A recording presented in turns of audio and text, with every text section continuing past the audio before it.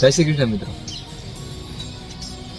કૃષ્ણ ભગવાન વિશે વાત કરું ને તો મેં કૃષ્ણ ભગવાનના એક દેવી અને કૃષ્ણ ભગવાનના વાર્તાલાપ વચ્ચે એવું મેં સાંભળ્યું હતું, વિડીયોમાં મેં જોયું હતું કે એમને કહ્યું કે એક યુગ એવો પણ આવશે કે જેમાં મનુષ્ય જેના યોગ્ય નથી, ધારો કે હું મારા કોઈ લક્ષ્ય મેં ધાર્યું અને યોગ્ય હું નથી, છતાં પણ એને બળજબરીથી અથવા ગેરવ્યવહારથી, ખરાબ વર્તનથી હું એને હાસિલ કરું, હું એ લક્ષ્ય સુધી પહોંચું, પણ એ બરોબર વાત નથી.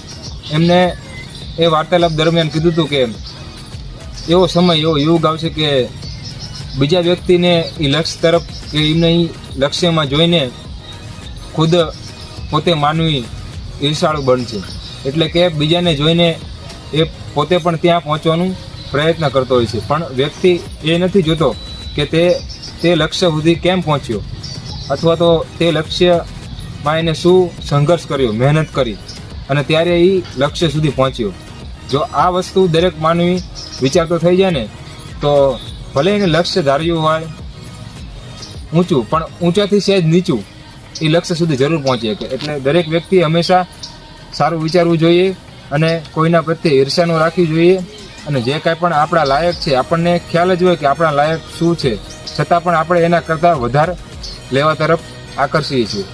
તેથી હંમેશા આપણા જે લાયક હોય, આપણે જે લક્ષ્ય ધારીએ તેના તરફ વધી શકીએ, પ્રયત્ન કરી શકીએ.